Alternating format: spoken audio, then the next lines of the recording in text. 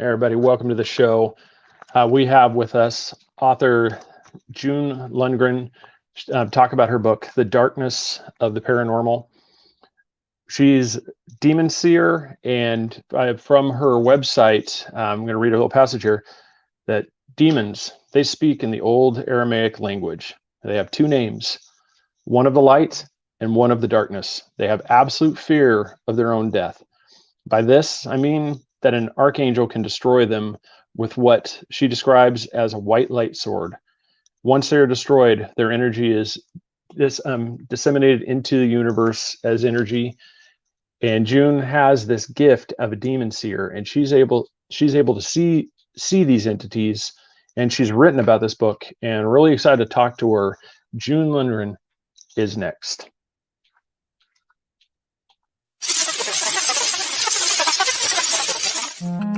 Welcome to the Three Beards podcast. My name's Craig, along with Austin and Chris. Passed to a new generation of Americans born in this century.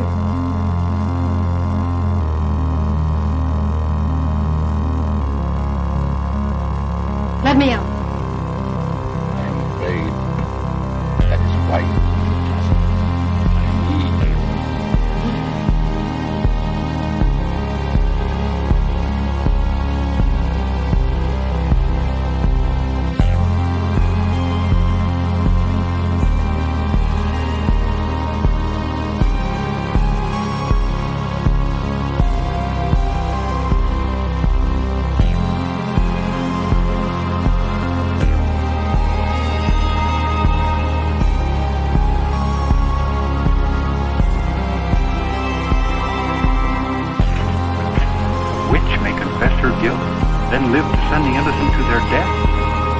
Justice and honor in Massachusetts colony?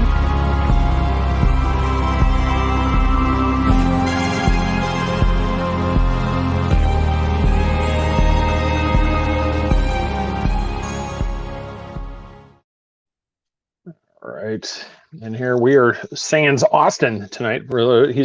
He's picking up his vehicle from the mechanic, so he's going to join us a little later on. But enough of him being a latecomer to the show here. We want to welcome the guest of this hour, June Lundgren, author of the book one of the books we're going to talk about, The Darkside of the Paranormal. June, how are you? I'm great. Thanks for joining us tonight. Yeah, thanks for having me. I'm very excited. And you are from my former neck of the woods. I was born and raised in Oregon. I lived in pretty much all parts of Oregon. I was born in Corvallis, raised in the east side in Ontario for many years. Then we moved to Salem, and then I moved to Sisters. Oh, so yeah, I've been all over to the others, yeah. And I'm kind of in the middle there. Yeah, you're right up in the neck of the craziness in the Portland. Well, far enough away where 11 miles away. Yay! I live on a farm, so I'm in the country. Yeah, Oregon City's a pretty cool one, especially the falls right there is pretty cool place to visit, except for anybody that's not up there. So that's one of those things. If anybody gets up there, go visit those things. So, but yeah, when we talked to Michelle Freed, she was the publicist. She got the list, and she said, "Here's some of the people that I work with," and you were one of the first names I clued in on. I'm like, I want to talk to her. So I was really happy that you were able to come on here. And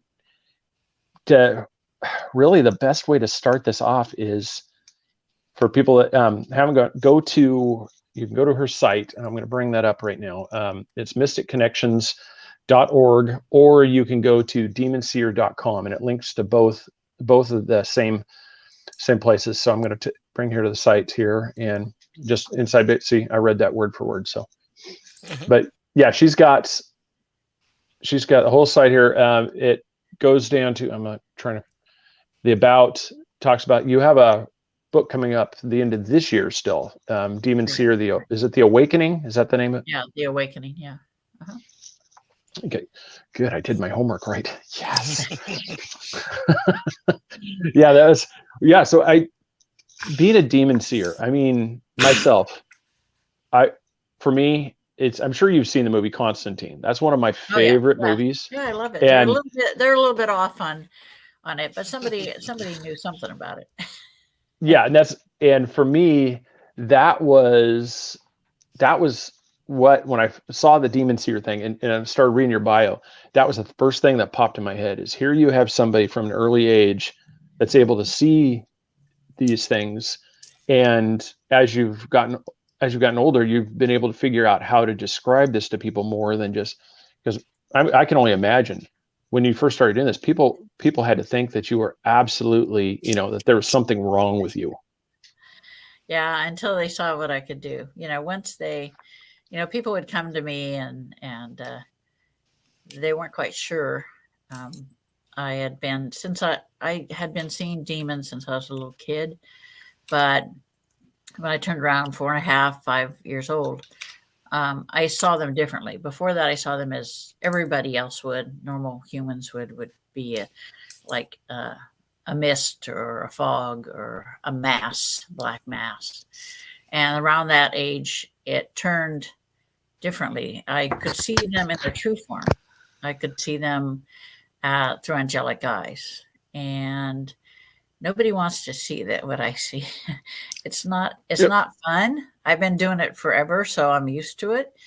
But they're like about 7 feet tall. They have 12-foot wingspan, just like the archangels do. But as far as that goes, that's the only likeness. They're ebony black, and the face is not really a face per se. There are eyes, and the eyes are usually either, depending upon what type of demon it is, they're either gold or red. And when you look in those eyes, it's everything evil that you've ever imagined, and then some. It's like you can't look at them without seeing all the evil in the world and beyond. People, only 3 people have ever seen what I see, because I'm able to have them hold my hand and see what I see. Everybody's going to think I'm crazy. When you were describing that, one of the interviews I watched, I'm honestly tempted. Like I said, if we ever encounter, it's like, okay, hold my hand. I want to brave this one, it's because it's always been just like a huge interest for me since being little. This has always been a big deal. And one of those things, like I've heard you describe it once before, the one that really surprised me was the gold colored eyes. Because I don't think I've ever heard anybody describe it before. Because you've always heard glowing or the old, but I've never heard gold just seems like that's angelic. The old. Now, is that because they're more? Yeah, they're more advanced. Is that because they're close? More powerful. Are they closer tied to angels? Is that why? They're closer to Lucifer. They're more powerful. The younger ones, what I call the lesser demons, they're kind of like hormonal teenagers. They're running rampant, causing chaos. They're the ones with the red eyes. Those and the minions, like the shadow person, the creepy crawly dudes. They all have red eyes. And the gold ones used to be, they weren't archangels, but they were like close.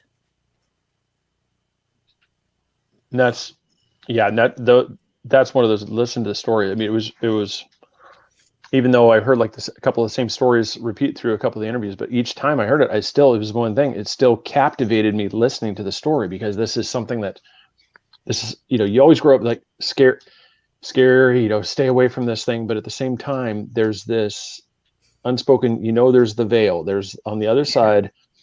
Just as we're talking, I'm trying to remember. Growing up in church, I read this book series where it dealt with the small town that was under attack from demonic forces, and there was all these demons attaching to everything. And so, as I was listening to you, that book kept coming in my mind, and as I was reading your book, the same thing. You go through it, and that's the thing that's really cool about the book too, is it breaks down this one, like you described. This is a great book for anybody that's new to it, that's going to, this gives you a step-by-step, like what is it, kind of the misconceptions, the different things that shows you just This is how you don't. It was almost like one of those, like a tree identification guide. Mm-hmm. And so it's like, okay, does it have claws? Okay, no, go to page 3. All right. It was one of those, it's where you could identify what you have, whether it's just like, I like how you call them the creepy crawlies. So for years, people had been after me to write about them, because how that book came about was when I was, about 12, 13 years ago, I did a vendor spot on Body, Mind, and Spirit Expo. And with that, you get to give a lecture. My friends have been after me for years to do it. So I finally did it. And I said, well, I don't want to give a lecture on angels. Everybody gives a lecture on angels. Nobody talks about the dark side. So I decided to do a lecture called The Dark Side of the Paranormal. And I was a little late getting into my lecture because I was talking to someone, and it was standing room only. I was like totally shocked about it. And afterwards, I sold out of my books in the first hour after the lecture. And people were like, you've got to write about it. You've got to write about it. So I decided I would write about it. The negatives tried to keep me from getting it out, but you know what? Didn't happen. So before we get too far ahead, when Michael came to you when you were a child and said he would protect you, you're not ready. Were you scared when you could see the demons when you were a child, or did you run into your parents' room like normal kids have nightmares, or you sensed that you were supposed to be doing this, or it was just like, oh, I see this tonight, I'm gonna tell mommy and they won't believe me? But how did you feel when you first seen them? That fascinated me when you wrote when you on one of your other podcasts. I was very interested on, what do we tell children? I was raised by my maternal grandmother for the first 5 years. My mom kind of dumped me off, and when I was a couple weeks old, but she knew that there was more to me than most people, and she learned that I could speak to animals. She learned I could see demons. And at 4 to 5, when it changed and I could see them in their true form, it scared me at first. And then Michael said, don't worry about it. He says, I'm going to take care of you. He says, they won't be able to see you. You'll be able to see them and understand them, but they won't be able to see you. And he says, I want you to watch them. I want you to learn how they work. I want you to just observe them. So you're a kid and you're like, oh, okay, I'm going to do that. Yeah, okay, that's cool. My mother's not a normal mother. She had a bipolar issue. She had mental health issues. So I, kind of kept to myself, and she didn't want me to use my abilities or let anybody know about my abilities. And so, I kind of stuffed them away. I would talk to Michael all the time and stuff when I was by myself, and the dogs and whoever else was on the other side. But it wasn't till I died in a motorcycle accident in 1988 that I learned the reason why I can see them, why I can hear them, why I can communicate with them. And that's when I died and I went to the other side. My grandparents were there, and Michael says, you need to understand that you're here for a reason. You're here because you need to understand who and what you are and what you can do. And I said, yeah, I'm just me. And he says, no, you're stuck in your human consciousness. And he touched my forehead, and in a flash, I saw all the lives I relived, all the last 130 lives I've lived as a human. And then he said, look down at yourself. And I looked just like him in the way I was 7 feet tall, 12-foot wingspan. But I had like dark auburn hair and blue-green eyes. And he says, this is who you truly are. Your soul is Ariel, the Archangel. She was sent back to relive human lives until she learned to have compassion for mankind. And I didn't have a clue, I was like, okay, whatever. So when I got back into my body, and the police officer leaning over me was happy because I was actually alive again. But it's like I looked her up on the web, and the only thing you could find is her name means Lion of God, and she's one of the 5 that guard the throne of God. And they always misspell her name, which irritates her. They try to make her into a male. She's like, no, I'm not Uriel. I'm Ariel. She said the female energy is much stronger. So when she's reincarnated, she's never come back as a male. It's always been a female. But she hates being back in the physical body. She hates being in the shell. People don't understand that we are two separate entities, but not two separate entities. Your soul, everyone has a soul. And she is my soul. I have the soul of Ariel. So it's not like two separate souls. It's me and her. I can hear her. I can have conversations with her. I can see what she sees and feel what she feels. For years, when I was removing demons, people would look at me strange when Ariel came forward. And finally, somebody sat down and said, do you know that you physically change when she comes forward? She says, I can see wings coming out of your shoulders. Says, your eyes turn white. Your face is like about a 20-year-old and your voice changes. And they're saying, this is what happens. I said, no, I'm a little busy when she comes forward. Removing demons, I don't have time.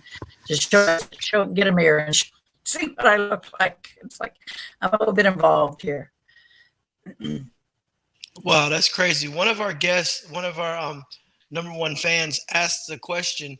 So when you could see them, they couldn't see you when Michael, the Archangel, told you that they're just observed them, they won't be able to see you. So at no time do you feel they saw you? No, never. They didn't see me. The first time a demon actually saw me was when I was in the military. And I got my nurse's training in the military, and I was stationed up at the air base in Spokane. And I got a call from one of the lieutenants that one of his people was missing and had been missing for 3 or 4 days. And they suspected he was up in his, room in the barracks. They weren't sure whether he was dead or not. So, because he never not showed up for duty, never. And so we were called in, myself and another of the techs we were on duty. And so we took the ambulance and went over. And when the lieutenant opened the door, this guy was sitting in the fetal position up against a wall. And I couldn't tell at first if he was breathing or not. And then as I looked out of the corner of my eye, I saw a demon sitting there, like waiting for him. And I'm thinking to myself, crap. I told the other tech, I said, we got to get this guy out of here. We got to get him out and back to the emergency room. So we get back to the emergency room and I get him situated and I go back in to start an IV. And here's the demon leaning over him, trying to take his life force. And I said, not on my watch. I said, he doesn't belong to you. He belongs to God. I said, get out. And whatever the demon saw in my face, it just left. And that was before I knew that Ariel comes forward and they can see them and they fear her. So it left. And that was the first time I really had an interaction with the demon. Wow, that's amazing. Well, you got it. I was gonna kind of phrase it that one day. Chassis, the way Chassis was, because she was asking, so if we pray to Archangel Ariel, are those prayers being directed at you? Because or is it like you've said, Ariel will leave and go take care of stuff and then come back. Right. So I mean, that's why I said. Yeah, that's what she does. Ariel is actually a part of the Legion of Light. The Legion of Light is comprised of Ariel, Michael, Raphael, and Gabriel. This Legion of Light was formed long before the war between heaven and hell. Because at one time, the Lucifer and his followers were all white light beings. And we had traveled, we had a physical body billions of years ago on another planet. And we evolved into pure energy. God found us and said, I'm going to help these people evolve. So we were warlike and we were very primitive. And over the centuries, we got rid of war and famine and disease. And we evolved into pure energy. Our whole goal at that time before we evolved was to learn all that we could, to experience all that we could. And once everyone evolved into pure energy, we traveled galaxies, every single galaxy there was to find. We traveled. We observed beings, we observed cultures, we observed planets. And then one day, they said, a lot of the souls said, listen, we're tired of this. We've seen everything. We've done everything. We want to have physical bodies again. And Lucifer and his followers said, no, we don't want that. We don't want to be subject to growing old, to pain, to disease. It's not what we want. That's what started the war. And Lucifer was just looking for a reason to start something, really. And God knew that. That's why before everybody left the other planet and evolved completely, God had created this Legion of Light. And so the war happened. It would be, in our time, it would probably be about a week, but in their time, it was minutes. And once it was over, Michael disarmed Lucifer and Ariel disarmed his son. And God said, I'm going to give you exactly what you want. You're never going to be able to take physical form again. You're never going to be able to be reborn into a physical body. But you can't live among us. You just can't. We can't do it. So he opened a rift into a dark realm. And he says, this is where you're going to live. We can't have you here. And put them all in there. And Azrael, who is a very powerful archangel, he said, well, how do we know if one of them wants to come back to the light? How are we going to know that if they're in there and there's no way for them to tell us? He says, what if they want to repent? And God said, that's a good thought. He says, I will go on the other side and I will await. And 9 other archangels went with him to wait and watch for those that might want to come back to the light. And a handful have over the centuries, but they still wait. But they also keep tabs on what's going on the other side, and they keep Ariel and the Legion apprised of what's going on. So what you saying that basically you say there is another chance in your belief. So basically, how they say in the Bible, you have one last chance to get right with God. So you say that you can be conducted to hell and you change your mind, like, I think I want to go to heaven now. This is not for me. You can get that telepathic back to heaven. Well, you have to meet certain criteria. And Azrael knows if they're lying, if they're trying to deceive him. That's why in all the thousands of years, there's only been a handful that have truly been repentant. And of course, they're kind of like on probation on the other side, so that they watch them to make sure that there's no problem, that they don't stir up trouble or anything else. So there is always a chance for redemption. Now, one of the chats asked a question too. It's like, so when you see them, do they see you, and do they know that they're in trouble?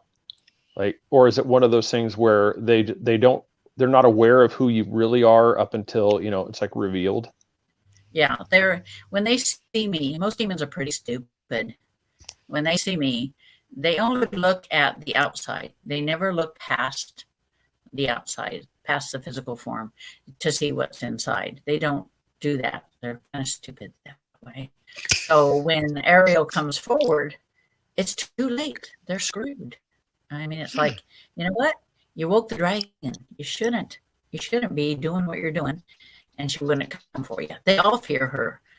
She's one of the most powerful, archangels that there is. The Legion Light is comprised of the most powerful, the smartest. She has a reputation for being a demon slayer, a demon killer. That was an amazing answer. Yeah, I have a friend that, there are 8 archangels in the world today, reborn. And I have a friend in Scotland, and he has one of them residing within him. Hanel is his archangel. And Hanel and Lucifer were friends before the war. And Lucifer does not bear Hanel any, malice. because he said, you know, you made your decision, you stuck by it, and he appreciates that. So from time to time, he'll go and visit Hanel. And my friend's like, you know, Elle was here again. And I'm like, oh, really? Yeah, we watched a movie. You know, I'm like, okay, you know. And he says, I said, next time he shows up, I said, ask him what he thinks of Ariel. And it's funny because like the following week, he stopped by to visit. Lucifer stopped by to visit, and he asked him what he thought of Ariel. And his response was fear the assassin. Well, I don't know if I'd want Lucifer coming to visit me. I just like the fact that every time I hear this, I'm just the nonchalant. Yeah, Lucifer stopped by. I'm like, for me, it'd be like, yeah, dude, the devil just came to visit me. What? I mean, yeah, just like, yeah, Lucifer stopped by, said hi. You know, he's like checked up. You know, like the Prince of Darkness was like, sup. Just keep yeah, that's basically it, because Ariel, you know, Ariel can summon him, the Legion. If he's doing something, if there's a problem being caused by like rogue demons or something, they will pull him from wherever he is to them. There's an area, a realm where it's kind of neutral, and they can summon him as one, and he has no say in the matter. And you have a great story about that too. Yeah, they take him to task for that, you know. Yeah, I've heard that story a couple times, but it's for those that haven't, you know, you have an amazing story about that. I think it was a friend of yours that had 11 attachments. There was a possession case. I think it was the second one I've ever been in on. This one was the biggest one. I did a show called, you know, Ground Zero with Clyde Lewis. And one of the requests I got for help came from a woman who had these entities, you know, possession for 20 years. I mean, just 20 years worth. And I have a friend of mine. She's the second girl in Ghosts and Girls. And she's kind of like the diplomat, you know. I'm the heavy hitter and she's a diplomat. Because Ariel's not diplomatic, you know. She's like, yeah, I want to go in, I want to kill the demon, and I want to get out. You know, that's her whole thing. But I have a friend that's an ordained minister, and God said to me, he says, listen, I want you to take him with you. He fears the darkness. He said he cannot fear the darkness and serve me. He says this will teach him not to fear the darkness. So we go up, I knock on the door, and the woman answers, and her eyes are black, and she's growling, and she's saying, you know, in Aramaic, she's saying, "Get out, bitch." So I'm like, oh, okay. She slams the door. So I'm like, alrighty then. My friends are looking at me like, what? And so I knock on the door again. This time it's her, and we go inside, and I told her, I said, this is what I'm going to do. I'm going to remove the demons from you. So I got out all of them, 10 of them, and there was down to the last one. And the last one didn't want to go because it wouldn't tell me why. So I can actually look into their brain and see what's going on in there, see why they're there. And what happened is it had been given an assignment by Lucifer, and it just didn't bother to do it, just like split. It was supposed to take care of an archbishop, and it did not. So it decided it was going to hide out in this woman. And it got to the point where I told it, I said, listen, Ariel told it, if you want to go home, you know, you can go home. Jesus will come and take you home. And the demon's like, is that true? Can that really happen? You know? And I said, yes. And Ariel's like, Jesus, come forth. And my two friends are standing in front of me, and they part as this huge white arm and hand comes out between them towards the woman and the demon. And the demon's like, no, you're lying. I can't go home. And it sucked itself back into her. And Jesus left. He withdrew his hand and left. And I'm like, so be it. I said, Ariel says, Lucifer, come forth. And my two friends are freaking out as they see this being appear at the end of the hallway and walk down towards where I am and where they are. And what they see is an all black entity in like a fedora, double-breasted suit, spats, that type of thing. That's how they see him, because that's how he wants them to see him. So he gets to where Ariel is, and she bows to him, but she does that out of respect for his position, nothing more. And Lucifer says to the demon, "Come on, we're leaving. Come out of there." And the demon refused to go. And Lucifer looks at Ariel and I and says, "I know you don't want me to hurt the woman, because if I rip the demon out right now, it would kill the woman. Says, but I'll be back for it." So he turns around and walks down the hallway and disappears. So, question is, wow, that's crazy. Does Ariel only use you, or has she used any other humans? Or you're the only one that's tied to Ariel that you know of? Has she said, "Hey, look, I got another, lady over here that, can work a little bit"? And no, she can't, because without my soul, which is Ariel, I would cease to exist. Nice. She goes out on her own, like at night, and does things, or when I'm in a meditative state, I can send her somewhere to do something, but she always returns. She has to return within a certain amount of time, because the body cannot survive without the soul. But she hears everybody that prays to her. She hears that. And that's why when she goes out at night, when she leaves my body and goes out at night, she helps them. wow. But to this day, my friends still can't believe it. That was 5 years ago. And my friends are still in awe of what happened. My friend Aaron, who's a minister, he says, "I've always known that evil existed and that God existed." He said, "but to see them both in virtually the same place at the same time," he says, "at first," he said, "when you said, Lucifer, come," he says, "I thought you were crazy for a split second." And he said, "and then I remembered who and what you were, and I knew it would be okay." And he says, it just blows my mind, even to this day. Yeah, I'm just, I don't even know how you'd really wrap your whole mind around that. It's like, one, you go from like, this is just June telling me the things. Yeah, that's great. You see these things, all of a sudden you physically see these things happen right in front of you. You go from being, I think she's telling me the truth, to, oh my God, everything you've told me is absolutely correct. I go, that would be altering. Very altering.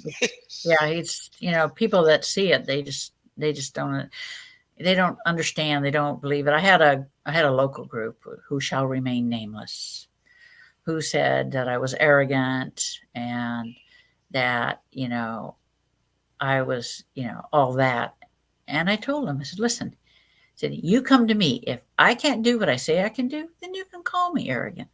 I said, "But when I can do what I've helped you, and I can do what I can do," I said, "don't mess with me, because you piss me off and you'll piss Ariel off. And it's not nice to piss her off." No.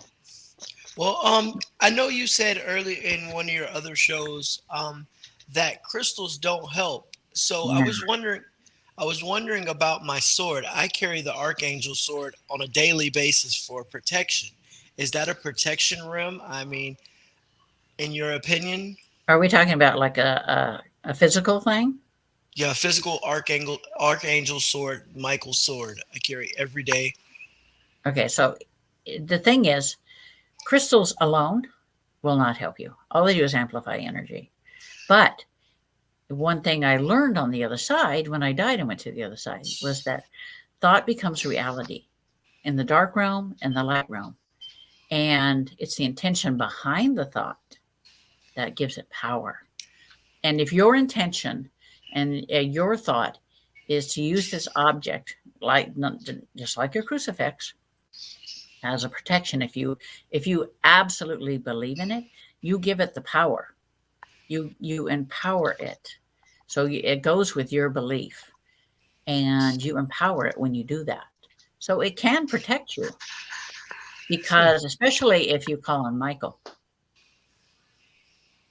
And that was one of the questions I had too. It's like, it's not so much because we've on several shows, I've talked about it before. I've got the Lesser Keys of Solomon, the book behind me. Mhm. The book itself doesn't do anything. No. And I was going to ask you about, like, the crystal itself, just by itself, you've got a rock. I mean, it's going to have itself, but if you use it in some sort of ceremonial way, like a blessing, do you feel that in that instance, like this then has a whole different aspect to it, as opposed to just me putting a rock in each corner of my home? Right. And if you visualize, say you're holding the rock or the crystal or the sword, if you visualize the white light coming down from heaven and entering the object and filling it and empowering it, and it really, like I said, thought becomes reality. It does come into it. It does empower it. It's all about that. If you have the sword and it's just a sword, and you like the look of it and you just play with it, whatever, then that's not going to do any good. It's all about putting that power into it, that white light into it.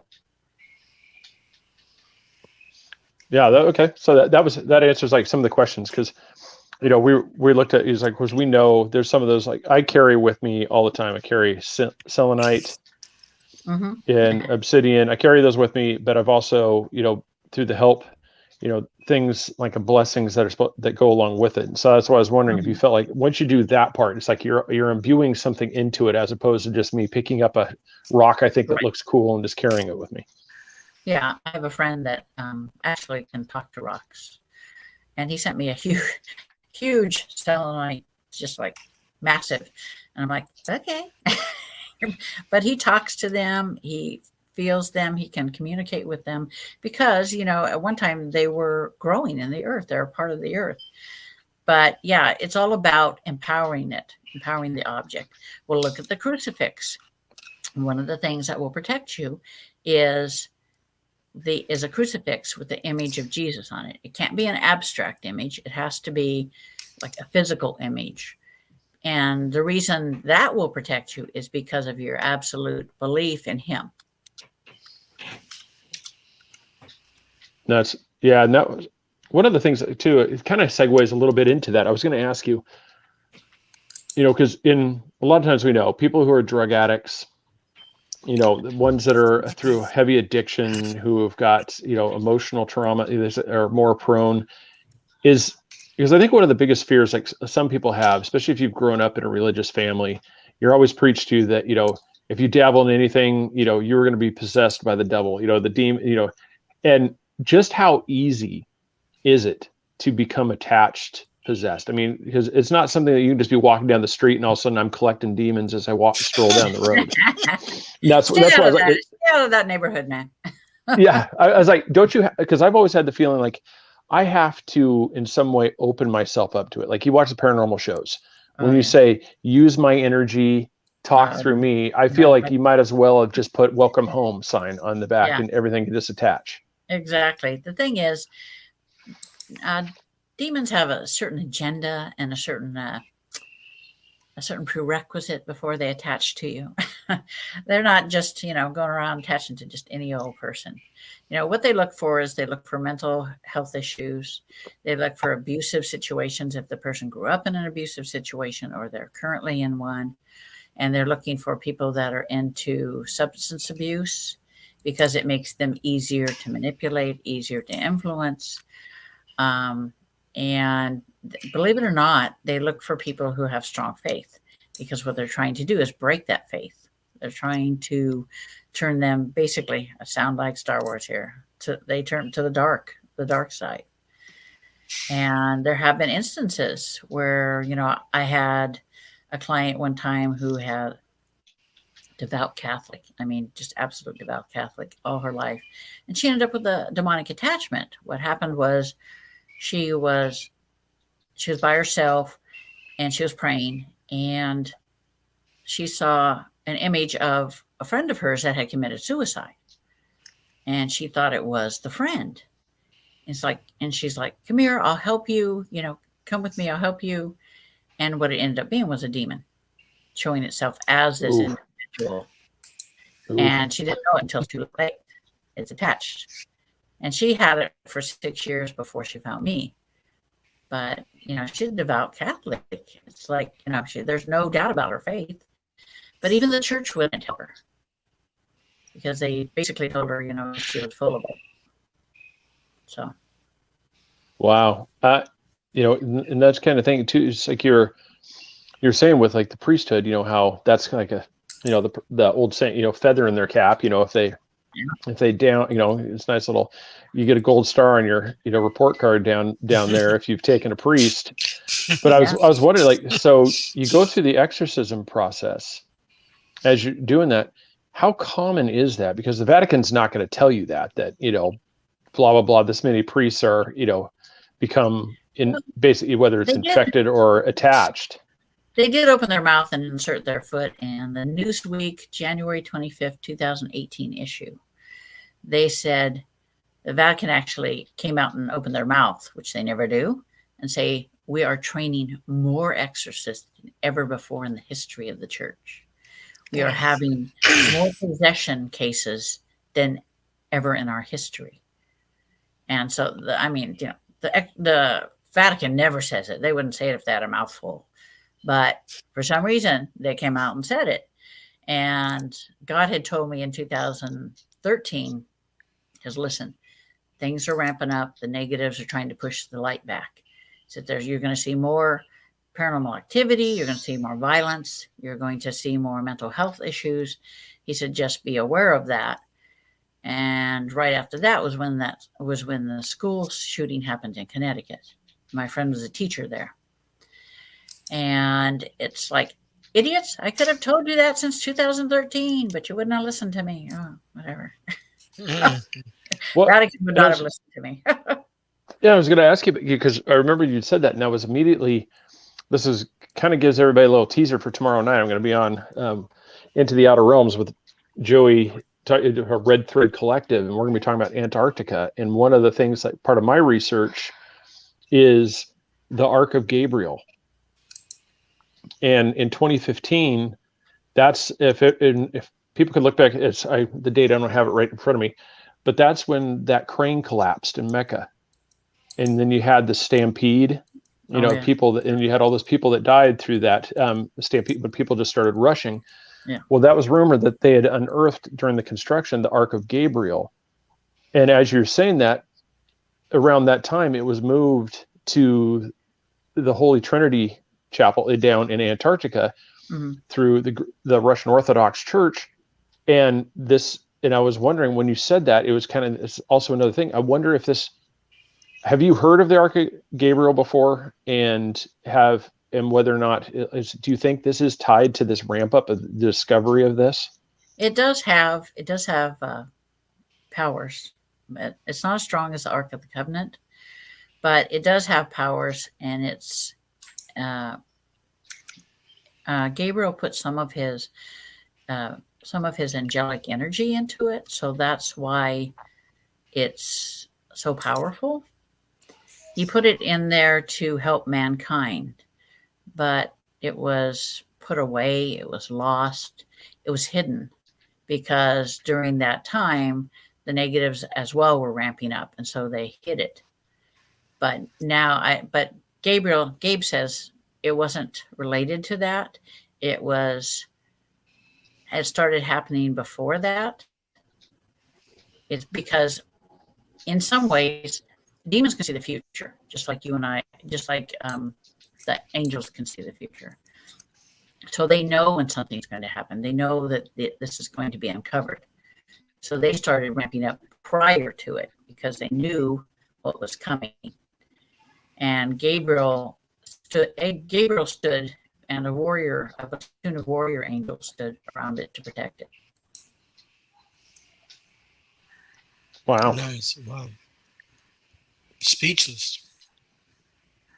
So, He's Gabe's saying there are few things on the earth that have been found that have angelic energy in it.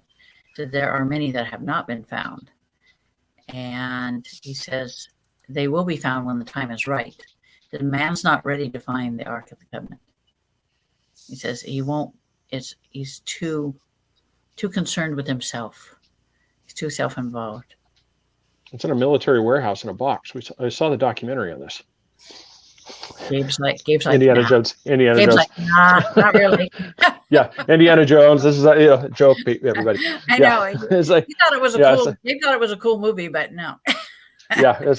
I've often wondered. It's just like how many of these things like everybody's looking for, and no, Yeah. it's just in some nondescript labeled military box sitting in some massive warehouse that nobody knows what this. Just all they knew is that the Nazis wanted this cross, and we're like, no, put it in a box. Yeah. Yeah, Yeah. hide it. Hide it. Put it in a box. I've Yeah, actually asked him where it was one time, and I had the vision of desert and caves, and it's sitting in there waiting. But it's not going to come in our time. It's not going to be discovered in our time. We're not ready for it. Yeah, and I think kind of like through kind of those things, like just as before I get too far, I want to remember this. One of the things I really wanted to ask you is because being as you've shown this to a couple people, demons, do they have a common appearance, or is it kind of like us humans where we all have different features, we all have different appearances, we all have different characteristics about us? Or is there like a common theme, like they all have, like Constantine, they all had half of a face, it's just like half the head was gone, type thing. I mean, is it like that, or is it just, or is it more? The old demons and the lesser demons, they pretty much look the same. The old demons resemble more the archangels, and the lesser demons, they resemble more of a warrior angel. Warrior angels are about 6 feet tall, and they have about 8-foot wingspan, but they're powerful in their own right. But creepy crawly dudes, they can make themselves into anything they want. A big giant spider. It depends upon whatever freaks you out. Big giant spider, a flat looking person, paper person. They look in your brain and they decide, oh, well, they have a fear of spiders, or they have a fear of drowning, or whatever, or they think I should look like this, so I'm going to make myself look like that. They don't really change per se. They make you perceive them as they wish to be perceived. They look in your brain. They make you see them. So that's where you get the images of like the big, Right. claws, and stuff like goat, the real half freak. man, horns, Yeah. all that stuff. Yeah. See, they just look in your mind and pull it out. So is there any, like, as you said, that the goat thing, that was one of, are you looking at my notes? That was one of the ones I was curious about too. Is like, where did that come from? Where, especially like the description of Lucifer as, as the head of you have the head of the goat. You have this, the goat horns. You always have this thing. Where did this come from? I mean, is there one that looks this way, or was this just something that people, like you said, somebody saw it this way, and then that's what stuck? It comes from ancient man, and their fear of the dark, their fear of, creatures of the dark, their fear of bulls. If you look in Greek mythology, the bulls are very prevalent. So some of them, the horns are powerful. The rams have powerful horns. They look, you see dark, every now and then you'll get a sheep that'll go crazy because it'll get, some sort of disease. And so that's kind of where that came from. Yeah, and that's okay. So that was some of the questions. Like I said, I just, as we're going through here, and then one of the other ones too. Since you had the near-death experience, do you remember what was that moment when the crossover happened? Because we've always heard it described as the white light. You see these things coming to you, and one of the questions like I always posed, especially like people in the paranormal, I just did to the Greater Boston Paranormal Associates last week. What I've never heard anybody ask that question. What's it look like? Because everybody wants to know what happens when that light hits us. I mean, what's there? I mean, are we? Okay, when I first left my body, I saw a light in the distance, but when you get closer to it, it actually looks like a tornado that's been turned on its side. But it's white, and it's swirling around, and you go into it. And once you go into it, it's like a door opens and you're in the angelic realm. And when I got to the other side, it was like the human brain has to be able to grasp what it's seeing, what it's experiencing. So, you know, what I saw was like clouds everywhere. It's like the floor was clouds. There was no per se, no walls. There was, when I got there, my grandparents said, you know, it's not time for you. You're not supposed to be here. And then Michael says, I want to show you something. And he takes me by the hand and he waves his arm and this bay window appears. And I could see all the souls that were living on the earth. And he said, you see the threads from each one of the souls? And I'm like, yeah. And he's like, the ones that are lit up are the ones who have made the soul connection. The ones where the thread is dark, they haven't made that connection with their soul yet. He says, they will, but it takes time. It may not be in this incarnation. So, and I asked him, I said, well, you know, if heaven exists, what about hell? And he took my hand again and we walked a few steps and he waved his arm and this big pit opened up and it was black and I could see people reaching up and the horrible screaming it was horrible. And the evil that was coming from it was just, if I was alive, that would have made my skin crawl. But and then he closed it. I said, okay, I get it. It exists. And that's when he told me, this is who you are. And then he made me relive the lives. And he says, you need to go back and become what you've always been in all your lives, a demon slayer. He says, I'll help you with that. So when I came back, it took me a while to get, you know, to take everything in. And he says, now you're ready. So he did what he calls a merge. So he touched my forehead and all of a sudden I could see and hear Ariel. I could see through her eyes and I knew all the information that she knew from the other side. Everything that she knows, I know. But there are things I'm not allowed to say, you know, things that must be, you know, must not be told. When I see the future, I see things. Some things are good, some things are not so good. But it's like she says, there's a time and a place for everything. And now it's not the time for some of this. And I'm like, okay. So I have to abide by her rules. How hard is that though? I mean, that it just, when you know something, it's like you see it, you're like, you've been told can't say anything. You're like, but it's going, I mean, it's kind of like, you know, the train's going to wreck and you know, you could go stand at the station and tell everybody don't get on this train. You're like, nope, you can't say anything. You're like, what? No. But I'm going to help them. Nope. Can't. Yeah, that's it. You know, it's when you know someone's going to die and you can't say anything, you know, because that's a part of learning to have control, learning the boundaries of the other side. What is the consequence to that? The consequence to that is losing my abilities, all of my abilities. That's what I was wondering. It's like it's one of those things you would honestly, it would have to take something just where, you know, it was such a moral dilemma, you know, that where it's like, you know, you wait, wow, that's. Yeah, I would lose the ability to communicate with her. I would lose the ability to remove demons. You know, all of that I would lose. And think of all the people that I would not be able to help. Yeah. You know? And I wouldn't be able to do God's work. So that's not an option. Now, we got a couple of two-part ones here. And you kind of get, I think everybody's looking at my notes. Where's the mirror?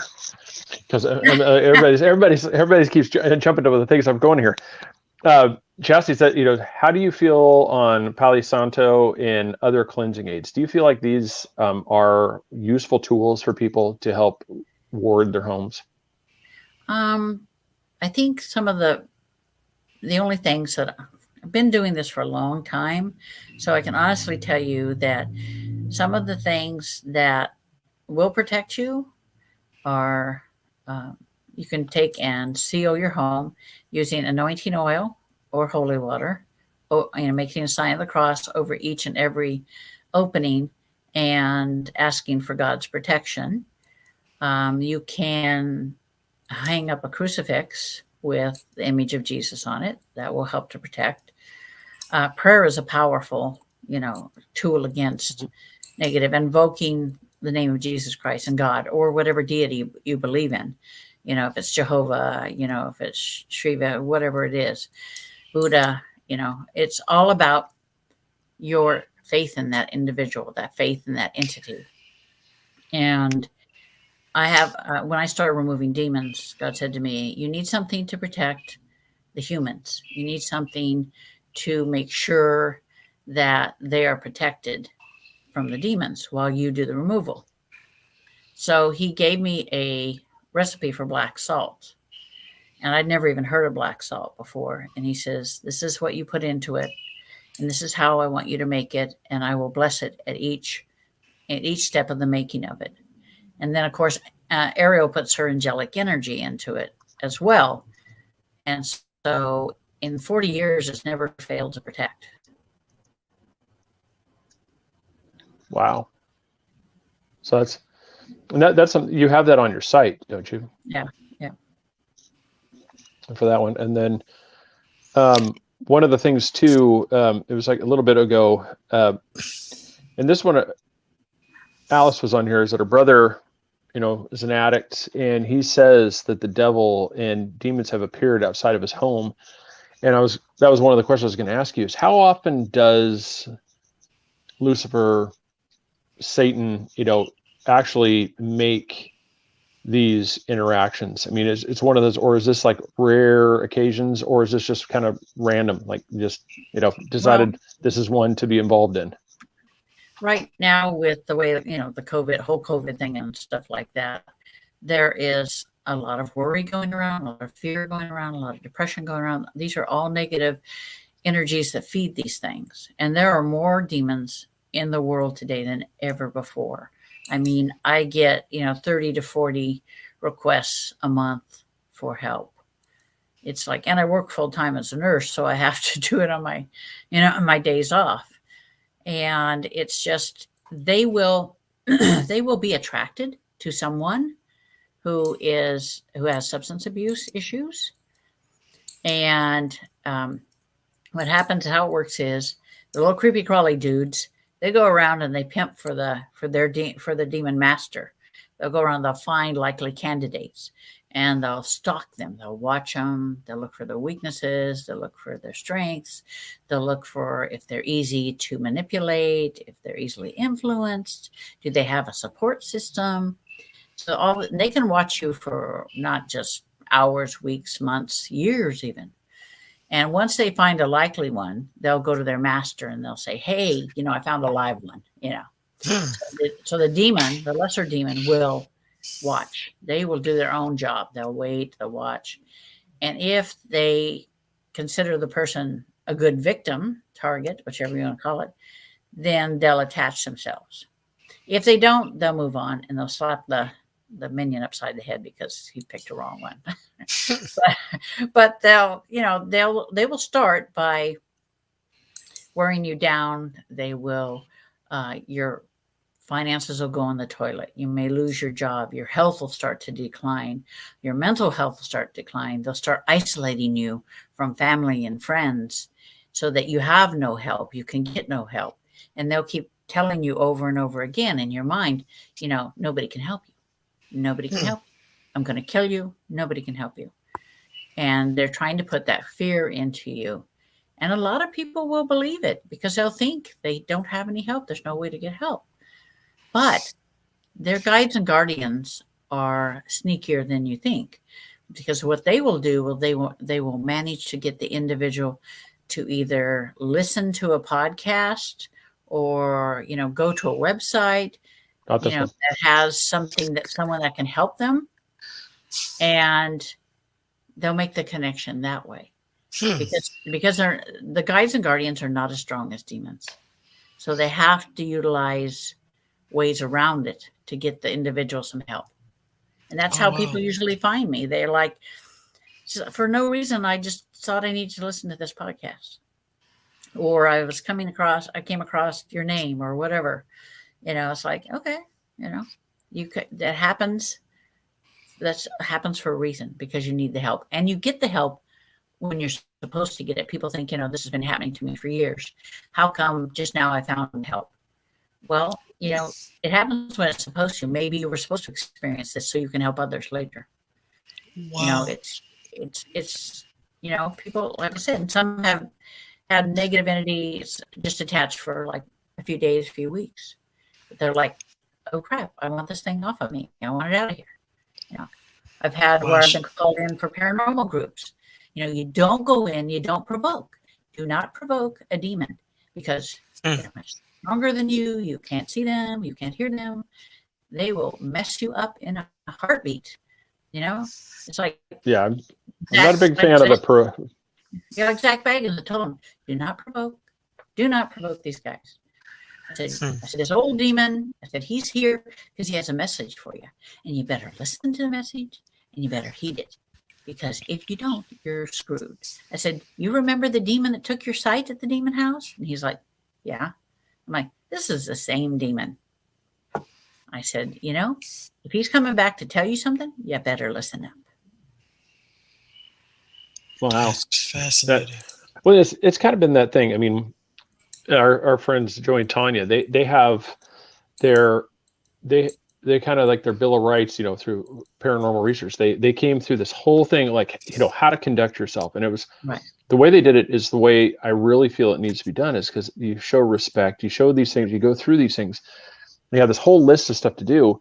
And while it makes for great TV, I thought one of the worst things, like we said earlier, is to go in and challenge them. I want you to do something right now to Chris. I want you to do, you go through this.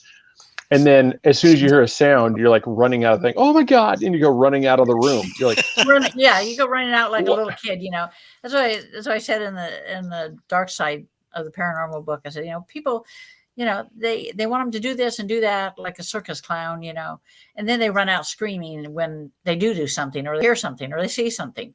I'm like, you wouldn't want someone to come into your home and tell you, you need to do this, you need to do that, get off your butt and do this. I mean, you wouldn't take that. So what makes you think that the human spirit that you're trying to provoke would take that? And demons, oh my gosh, you really do not want to mess with them, because you're screwed. Yeah, and I agree. I mean, you actually summed it the best way, because that would be the same thing, like me as a paranormal investigator, walking right through your front door, slapping you in the face and saying, I want you to show me something. And then when you react, running out of there like, oh my God, did you see that? You're like, yeah, that's what you think was going to happen. I'm like, you're going to have something thrown at you. I mean, that was so overwhelming. It just knocked Chris right off the show. Did you see that? He just disappeared. Yeah, I saw that. Yeah. Yeah. So, he'll be back. It's just, he'll be back. Yeah, you got to have respect, and demons, you have to have respect for them, because A, you can't see them. B, you can't touch them. C, you're screwed, because they can screw you up 10 ways to Sunday and you'd never know about it. So how as a person like myself, just the late, I've got a casual interest in this, but what do I need, because I mean, I have an interest in tarot. I have an interest in these things. And I know, like, it's a really good idea. You want to have, and he's back. He came back from where he was banished to. You called my name. I think they jumped through my phone. We're not going to banish do that now. There you go. Yeah. So what I was saying is, so you have that, because I know it's important. Like, anytime you use any type of divination tool, any type of thing, is to kind of put yourself like in a blessing, when you open the thing, but then also have kind of a closing, like, thank you for this thing, this session's done.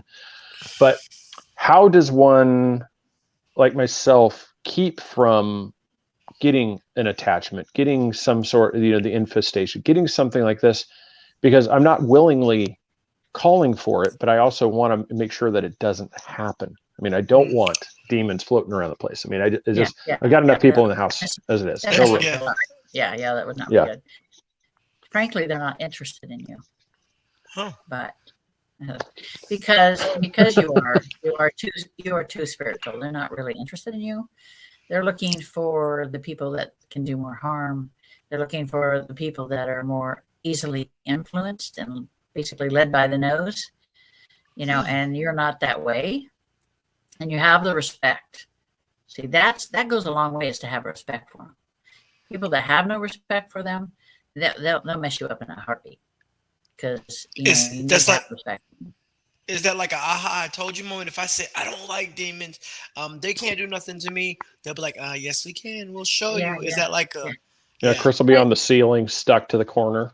Yeah, it could be an aha moment if you say it in the wrong place at the wrong time. No, I've I'm good, known I'll people pass. that, have gotten attachments simply by being in the wrong place at the wrong time. Or I quite frequently, people have been at parties or whatever. Someone has had the attachment, and it jumps from that individual to the one that's calling me saying I've got an attachment, because they're always looking for, the grass is always greener on the other side. If this person's not supplying the amount of fun that they want, they'll move on to somebody else. They can just jump from one to the next. It's not a big deal for them. They don't. My grass is brown, so I don't need to come over here. Yeah. They're like, okay, we'll move on. Yeah, okay, because that was, I mean, we've kind of hit like the majority of like what I was wanting to do. Is there, I mean, I want to also give you time as we're wrapping it up here. I want to give you time to plug not only your site, everybody, like I've showed it up there in the beginning, I'll put it up there again, but the books like Amazon.com, you can go right now and you can purchase those books as well. Is there anything that you want to plug and have people know to get out and see, to get more information for yourself other than the website like I talked about? Well, I'm on Facebook. I'll be a key speaker at the Las Cruces Ericon in October, first weekend in October, which is the 2nd and 3rd. I'll be there speaking both days, and I'll have a vendor's table where you can buy my books and the black salt and things. I'll be a speaker at Oregon Ghost Conference, which is the last weekend in March of next year. And I'm usually on a few radio shows time to time. But if you go to Amazon, you can find all my books, everything from A Medium's Guide to the Paranormal to The Dark Side of the Paranormal, Paranormal Encounters 1 and 2. I do have a couple of children's books. Don't pick on me now. They actually, I wrote Susie's Big Adventures and Petal's Golden Wings. I'm going to assume they're not demon related. No. I wrote them when I was younger. Okay, I was going to say that'd be a little awkward. Minutes, yeah. Petal's Golden Wings, it usually ends up getting like 5-star reviews and stuff. It's like people that read it. It's a children's book, so people that read it, they get all teary at the end because it's about how angels got their wings, quote unquote. And then Lori she asked to repeat the information here too. MysticConnections.org, demonseer.com, both linked to your site here. Right. Yeah. You can go here, and this has, like I said, her complete site. Go down. Like I said, it's got if I can get my cursor over in the right spot here. Like I said, it even talks about the upcoming book, Demon Seer, The Awakening, that's coming out at the end of the year. You can go, Facebook, June Lundgren. You're also on Twitter at June. Let's see what 91C. 91C. Yep. I've got that. You go like on there. Are you on Instagram? Because there's a couple of accounts, and I wasn't sure. Yeah. Okay. Yeah, I'm on Instagram. There's one for Ghosts and Girls, and then there's a paranormal group, and then there's one for me. And I've also got here. Yep. Ghosts and Girls Paranormal. The Paracon. Right, yep. On Facebook, so you can hear, and her own thing, June Lundgren. And obviously, I want a big shout out to Michelle Freed, for helping with this as well, lining you up with us.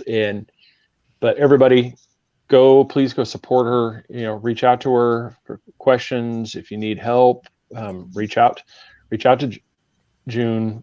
And you can. There's a contact page on my website that'll send it directly to me. And I usually answer within 48 hours if I'm not working 60-hour weeks. Yeah, I'm trying to know if you can do it that way, but there is a contact page when you get on there, and there's a service page. Yep. So you go there. Like I said, if you have questions, get this off the screen there. So maybe everybody can see us a little bit better. But once again, I mean, June, I really appreciate you coming on the show. This was I enjoyed talking to you guys. Thanks. It was an amazing show. I'm not going to lie, everybody. The fact that she didn't say that there's a gigantic thing standing right behind you, glowing eyes, just glaring, ready, is made my day. Yeah.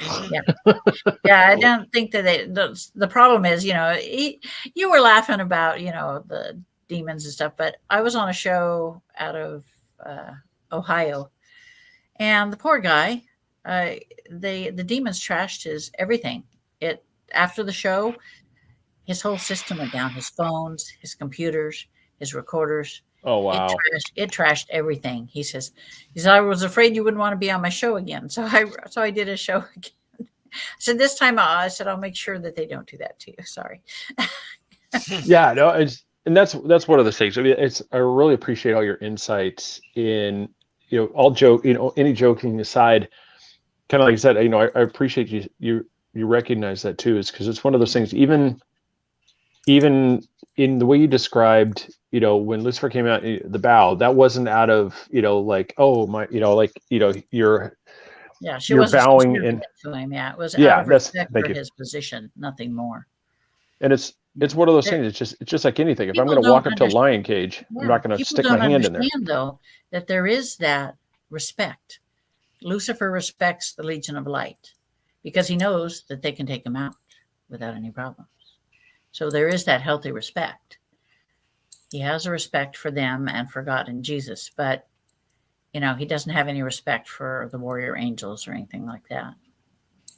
Yeah, that's one thing. I've got a healthy respect for the other side. It's one of those, I don't want to provoke, but I've also got this curiosity. And I mean, I was serious. I would absolutely love if I was ever in one of those conferences and I could get you to just do it. I would be like, please, whatever. I mean, is there a light course, where you just like, okay, here is vision light, just do it real quick and like, wait for me to tap out and say that's enough. I mean, just to actually see. My friend who's the minister, he wanted to see. And I'm like, okay, don't say I didn't warn you. So for the time he was holding up to my hand, he saw them in their true form. And he's like, oh, that's enough. No more. Thanks. Okay, I'm good. Yeah, I swear when I was young, I saw an angel, when I was at a sleepover on a door, because it was just, people would say moonlight, but it had a figure form on the door. And I swear I saw one, and I've always just, when you said that, I'd be like, I would love to hold the hand and just be like, that's what I saw. And that would be so cool. So I did. What you don't see on the TV is that Zach, when he was holding my hand, he said at first it was beautiful. He said, I saw light. It felt wonderful.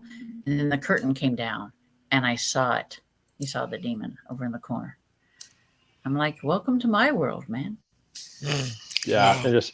And how you're able to be that calm, when all that's around, and that's what's impressive. But everybody, you've got to get the book. Darkside of the Paranormal is fantastic. I mean, I had the PDF, and I was, so the Kindle version, and I was just reading it, and it's just, it was fantastic. It's a primer. It's real easy read. Yeah, it's a real easy read too. I mean, and it's one of those, it reads kind of the how-to and just breaks down like, what to expect, what they are. I mean, you go through everything. We didn't touch on everything, but just everything from the lesser demons, the watchers, the shadow people. I mean, it's all in that book. So definitely get it. It's a big seller in Europe. I sell a lot of those in Europe. Well, look forward to, and I would like to when you have your next book out, I'd like to have you back if you'd be up for it. I like it. Yeah, no worries. So, all right. Well, thank you. Have a great evening. Thank you. Have a good night, you guys. All right. And your week. Yeah, you too. And we'll definitely be in touch. All right. God bless you. All right. You too. Thank you. Bye-bye. Bye. All right. So everybody, yeah. So that's fantastic. That was exceptional. That went phenomenal. A lot of it. And I'm just going to tell you, the fact that there's not a demon hanging around like the SLS camera, hanging out on my shoulder is fantastic. Yeah, I'm good. Thank you. Yeah, so that was all right. So, okay, since we don't have Austin here, everybody get ready for the ending show train wreck, okay? Because I'm going to try to run everything by myself, and I don't know where anything is. All right, so here we go. All right, so we're going to go over here, and we're going to say this show has been brought to you by Nanny Cakes 407 on Facebook. 923-2898. 98. Go Yeah, get you an check her amazing out. cake if you're in the Central Florida area. Don't know how you'll get it if you're in other states. Maybe we'll send you a personalized spork from Three Beards. Yep, and then we've got we've down here our merchandise, Redbubble. There it is, Three Beards Podcast. See, I told you this is going to be a train wreck, guys. Go check us out, everybody. Please, Chastity, I saw that right there. Yes, Palo Santo. Definitely. That's, like I said, we got to pick some of that up still. But support for the show, everybody. We really appreciate it. We've had 4 people buy shirts from us, and we highly thank you, because that supports us, helps pay the bills, and everything. Because fortunately, this is not free, but that's fantastic. So if anybody's interested in merchandise, that go to redbubble.com. Three Beards Podcast is our thing. We just want to appreciate everybody watching. This show is rebroadcast on Patriot Radio every Thursday night at 10 p.m. Courtesy of J&J Beard Company. Download the Zeno radio app. There's jnjbeardco.com.